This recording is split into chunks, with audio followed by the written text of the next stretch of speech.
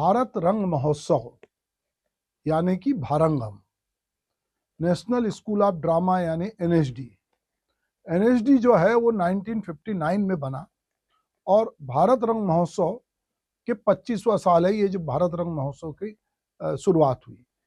अभी तक छत्तीसगढ़ को बने भी जो है 25वां साल हो गया है, चालू हो गया है, पर छत्तीसगढ़ में अभी तक भारत रंग महोत्सव के अंतर्गत जो नाटक होते हैं वो नहीं हुए। भारत रंग महोत्सव जो है वो छत्तीसगढ़ में आने को उसको बहुत समय लगा। अभी तक भारत रंग महोत्सव की शुरुआत जो होती है मुख्य रूप से वो दिल्ली में एनएसडी परिसर से होती है और फिर वो कुछ राज्यों में जाता है।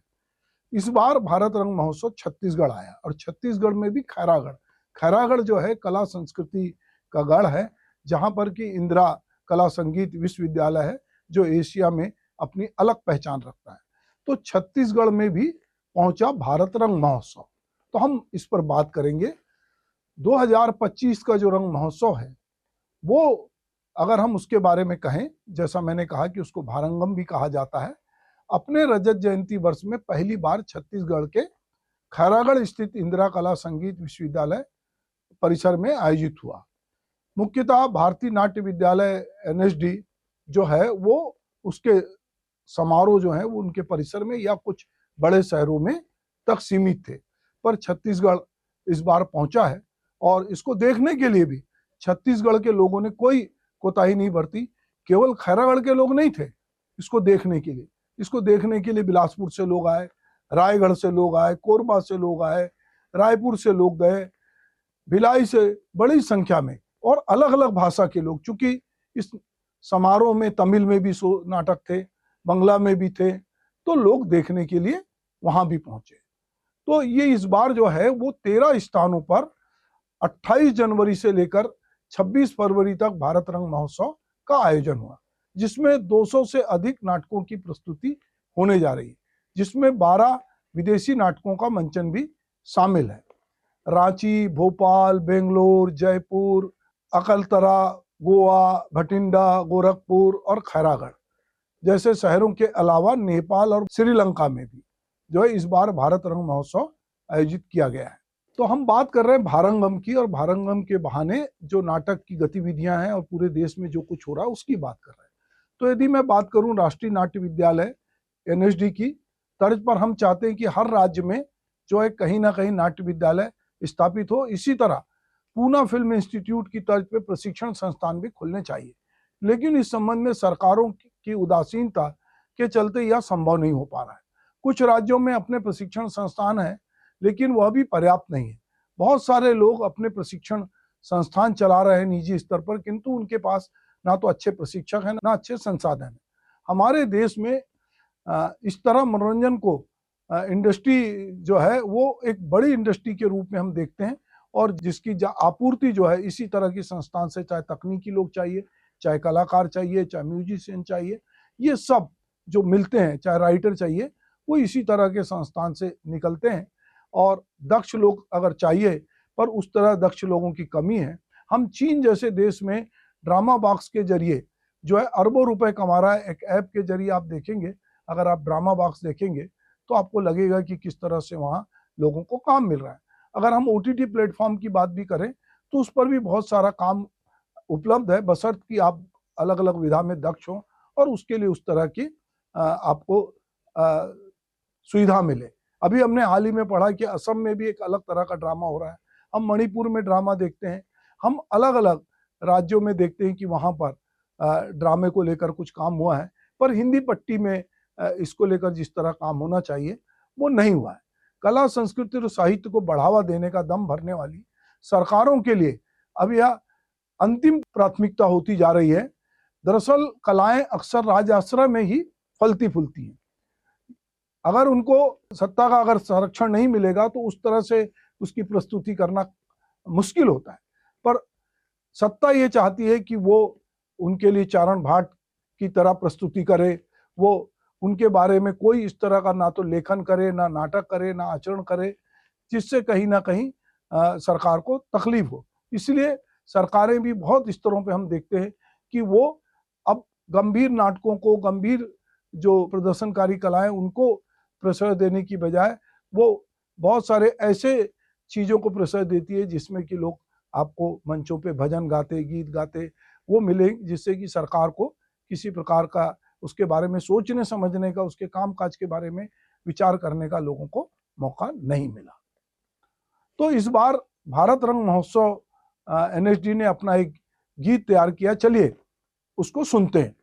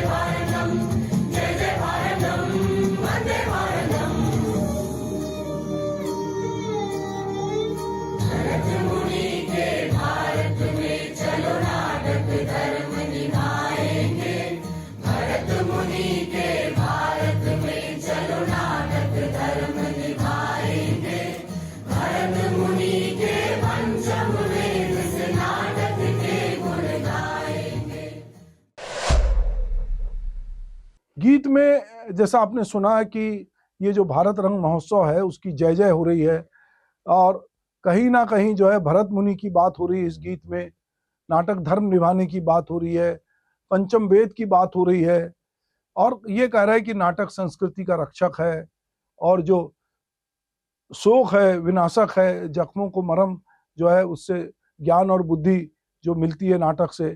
तो नाटक एक चूंकि प्रदर्शनकारी कला है और वो सभी कलाओं का सामुच्य है और कहीं ना कहीं नाटक में वसुधैव कुटुंबकम की बात होती है, तो ये गीत में ये बात आई है। चलिए मैं आपके साथ कुछ दृश्य साझा करता हूँ, कुछ वीडियो साझा करता हूँ, क्योंकि इस बार खैरागढ़ में 6 अलग अलग नाटकों की प्रस्तुति हुई जिसमें हिंदी, असमिया, तमिल, बंगला के नाटक भी शामिल हैं।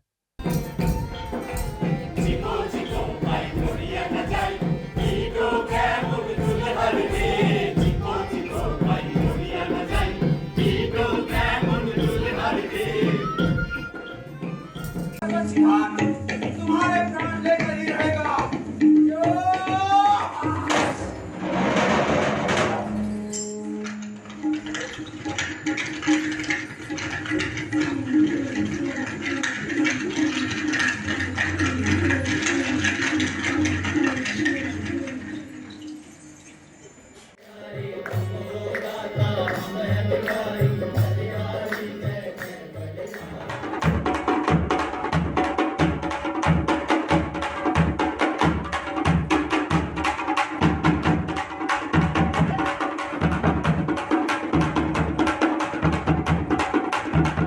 तो हम सिलसिलेवार इन नाटकों को के बारे में आपको जानकारी भी देते जा रहे हैं अपने ब्रोशर से, वीडियो से, और इनके बारे में आपको बता भी रहे हैं। 4 फरवरी को नर नारी उर्फ थैंक यू बाबा लोचन दास नाटक की प्रस्तुति हुई। इस नाटक के लेखक नाग बोडस हैं और इसको भोपाल के केजी त्रिवेदी जो हैं उन्होंने निर्देशित किया। 5 फरवरी को गिरीश कर्नाड द्वारा लिखित चर्चित नाटक है वदन की प्रस्तुति की गई, जिसका निर्देशन देवेश चट्टोपाध्याय कलकत्ता ने किया। यह नाटक बांग्ला भाषा में प्रस्तुत किया गया। 6 फरवरी को असमिया नाटक मंगरी की प्रस्तुति की गई, जिसे प्रणव कुमार बर्मन ने लिखा और इसका निर्देशन परी सरानिया ने किया। 7 फरवरी को हिंदी नाटक मध्यम व्यायोग की प्रस्तुति हुई, जिसे महाकवि भास ने लिखा और निशा विश्वकर्मा ने इसको निर्देशित किया। 8 फरवरी को तमिल नाटक नाड़ा पवादाई की प्रस्तुति हुई, रामास्वामी ने इसे लिखा और निर्देशित किया। 9 फरवरी जिस दिन समापन था उस दिन हिंदी नाटक क्रॉस पर्पस जो है की प्रस्तुति हुई। पूना के श्रीकांत गाड़गे ने इसको निर्देशित किया और ये अल्बर्ट कामू का लिखा हुआ था, उस पर ये नाटक की प्रस्तुति हुई। तो हम देखते हैं कि 4 तारीख से 9 तारीख तक जो है वो अलग अलग नाटकों की प्रस्तुति हुई और इन नाटकों को देखने के लिए बड़ी संख्या में लोग खैरागढ़ पहुंचे और लोगों ने नाटक देखा और नाटक के बाद जैसा कि डायरेक्टर से संवाद होता है, तो जो लोगों की जिज्ञासा थी वो जिज्ञासा पर भी बातचीत हुई। छत्तीसगढ़ राज्य को बने 24 साल हो चुके हैं। इस बीच में छत्तीसगढ़ी सिनेमा भी जो है उसने भी अपने स्तर पर बहुत सारा विकास किया। बहुत सारे लोगों ने अपने घर से पूंजी लगाई। इसके बीच में सरकार ने छत्तीसगढ़ की फिल्म नीति बनी। अब फिल्म सिटी बनाने की पहल भी हो रही है, किंतु फिल्म तकनीक और अभिनय को लेकर किसी प्रकार का कोई प्रशिक्षण संस्थान छत्तीसगढ़ में अभी तक नहीं बन पाया है। यदि हम बात करें, यही हाल नाटकों का भी है। छत्तीसगढ़ में राजधानी रायपुर सहित अन्य शहरों में रंगकर्मियों के लिए अच्छे ऑडिटोरियम नहीं है, और जो ऑडिटोरियम है वो रंगकर्मियों के लिए नहीं है, वो बड़े इवेंट करने वालों के लिए। कहीं कहीं लाख रुपए किराया है, कहीं 50,000 रुपए किराया है। वो रंगकर्मियों की बस की बात नहीं है। यहाँ पर मध्य प्रदेश की तर्ज पर कोई नाट्य विद्यालय भी नहीं खोला गया है। मध्य प्रदेश की साहित्यिक विरासत जो हमें मिली थी, उसको जिस तरह सजाया संवारा जाना था, यहाँ बंटवारे के बाद वह काम भी ठीक से नहीं हुआ। हबीब तनवीर, सत्यदेव दुबे, शंकर शेष, रामचंद्र देशमुख, रामदयाल तिवारी, देवदास बंजारे जैसे जाने कितने नाम है, और परंपरा है छत्तीसगढ़ में। चूंकि बहुत समृद्ध लोक परंपरा है, तो इसको बढ़ना चाहिए था, पर उस तरह नहीं हुआ। हाँ, इतना जरूर हुआ कि राज्योत्सव में इन लोगों के नाम पर कुछ लोगों को पुरस्कार देने की पहल चालू हुई, पर किसी पुरस्कार मात्र से संस्कृति का और कला का विकास नहीं होता है। अगर हम कहें कि ले देकर डॉक्टर रमन सिंह के कार्यकाल में रायपुर साहित्य महोत्सव का आयोजन एक बार हुआ, पर यह आयोजन भी कई कारणों से काल के गाल में समाहित हो गया। जहां तक इंदिरा कला संगीत विश्वविद्यालय की बात है, उसको लेकर भी जिस तरह संजीदगी के साथ काम होना था वह नहीं हुआ।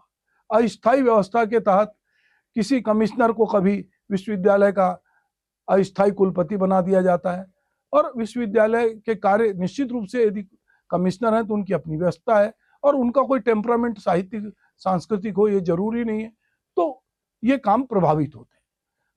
पूर्व में भूपेश सरकार ने रायपुर में एक खैरागढ़ विश्वविद्यालय का एक स्टडी सेंटर रायपुर में खोलने की स्वीकृति दी थी, लेकिन यह भी राजनीति के चलते यहाँ नहीं खोल पाया।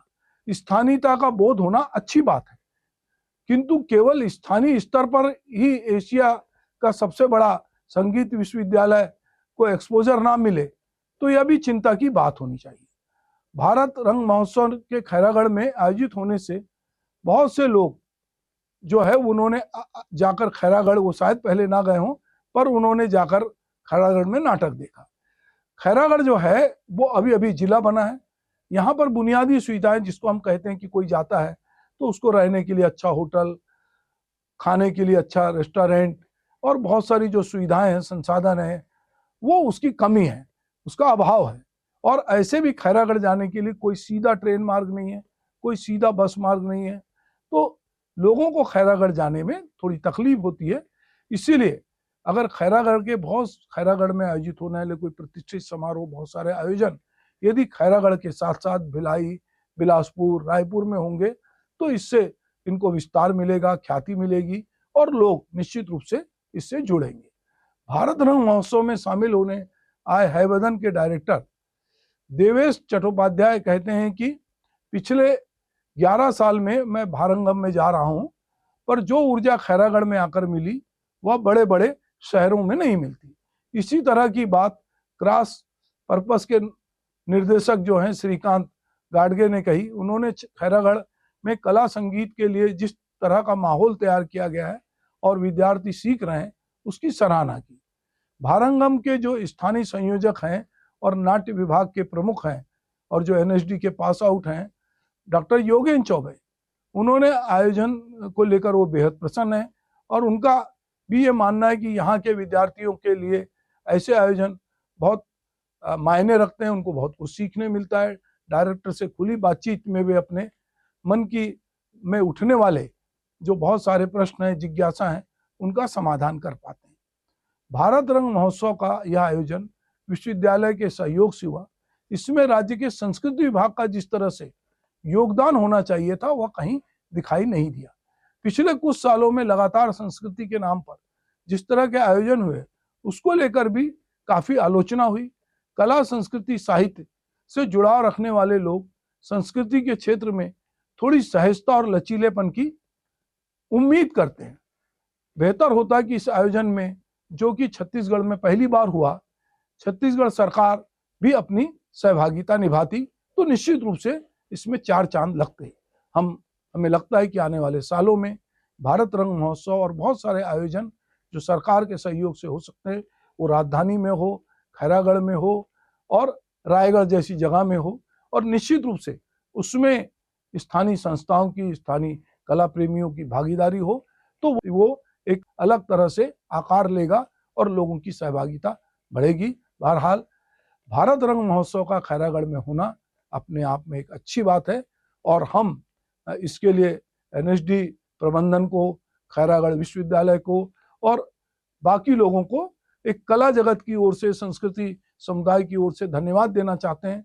और हम चाहते हैं कि इस तरह के आयोजन हो और अच्छे से अच्छे नाटक, अच्छे फिल्म फेस्टिवल और बहुत सारी कलाओं से जुड़े आयोजन यहाँ हों, साहित्य से जुड़े आयोजन हों, ताकि यहाँ के लोगों को भी बेहतर देखने मिले। जैसा लोग जयपुर फेस्टिवल देखते हैं, जैसे एनएसडी में नाट्य समारोह देखते हैं या बहुत सारे संगीत के आयोजन होते हैं, तो उस तरह के आयोजन की भी दरकार यहाँ पर है। नमस्कार।